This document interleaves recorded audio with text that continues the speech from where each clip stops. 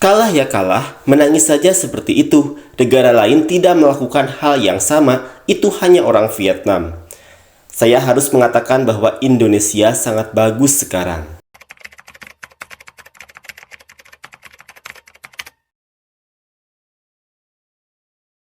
Vietnam benar-benar sudah gagal total, hampir di semua kompetisi yang mereka ikuti. Dan beberapa di antaranya mereka juga sering dipermalukan oleh timnas Indonesia. Mendengar nama Indonesia saja sudah menjadi salah satu tim yang paling ditakuti oleh Vietnam. Apalagi dalam beberapa pertandingan baik itu di kelompok junior dan senior, Vietnam sudah tidak lagi berkutik. Dan lebih parahnya lagi, mereka tak mampu mencetak satu gol pun saat bertemu Indonesia. Ini membuat persepakbolaan Vietnam benar-benar sedang terpuruk sekali. Bahkan Vietnam terlihat semakin mundur persepakbolaannya setelah Vietnam tak bisa berjaya lagi di kelompok usia. Tak heran jika fans Vietnam pun meradang dan merasa kecewa dengan apa yang terjadi sekarang ini. Mereka pun tak segan untuk melancarkan kritik pedas kepada tim Vietnam agar segera berbenah. Bahkan fans Vietnam tidak merasa malu jika Vietnam nantinya harus belajar kepada Indonesia, karena mereka melihat prospek yang cerah dilakukan Indonesia sekarang ini. Seperti inilah komentar fans Vietnam yang meminta Vietnam agar belajar dari Indonesia. Kalah ya kalah, menangis saja seperti itu. Negara lain tidak melakukan hal yang sama, itu hanya orang Vietnam. Nah, melihat komentar seperti ini benar-benar menandakan jika fans Vietnam memang sudah banyak yang frustasi dengan masa depan sepak bola Vietnam sekarang ini.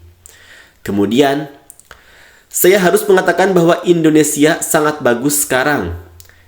Secara realistis, ya memang sudah seharusnya mereka mulai menerima kenyataan jika sepak bola Indonesia semakin bagus saat ini. Komentar selanjutnya, kalah ya kalah, jangan disalahkan. Kini meski mengundang pelatih Manchester United, Manchester City, Real Madrid untuk melatih, tapi level fisik dan teknik pemain dalam negeri sangat buruk. Mereka takut dinaturalisasi dan berkata tidak memiliki patriotik. Bukan standar Vietnam, tidak ada kebanggaan nasional. Tolong tertawa. Tambahkan tentang manipulasi keuangan internal VFF. Level miskin itu buruk, kalah ya kalah. Sepak bola Vietnam begitu, kemenangan dipuji, kekalahan disalahkan pada pelatih, jadi dikesampingkan harga diri. Belajar dan akui. Jangan bandingkan dengan Thailand, sepak bola Thailand karena selalu kelas. Jangan iri lihat dan belajar dari sepak bola Indonesia. Nah, orang-orang Vietnam beberapa ada yang sudah mulai terbuka pola pikirnya dan mereka meminta agar Vietnam segera belajar kepada Indonesia bagaimana cara mengelola tim dan melakukan pembinaan yang baik.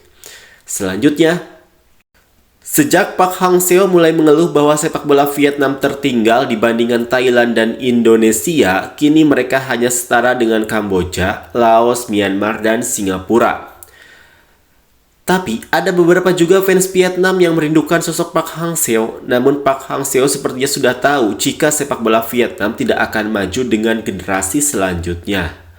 Komentar selanjutnya, sepak bola Vietnam pada dasarnya tidak mengalami kemajuan. Jika hal ini ditingkatkan, hal ini akan meningkatkan keseluruhan tim di semua tingkatan. Masa Pak Park Hang-seo hanyalah masa ketika sekelompok pemain membuat sedikit perbedaan, namun ketika kelompok tersebut kehilangan performanya, mereka kembali ke posisi semula. Nah, secara realistis memang sekarang Vietnam sudah tidak segarang dahulu lagi. Jadi mereka harus menerima kenyataan. Solusinya adalah harus menemukan sosok pelatih yang seperti Pak Park Hang-seo lagi. Komentar terakhir, mulai dari tim muda hingga tim Indonesia semuanya mengungguli Vietnam. Nah, ini adalah fakta yang tidak bisa terbantahkan lagi. Mau tidak mau dan suka tidak suka Vietnam harus menerimanya.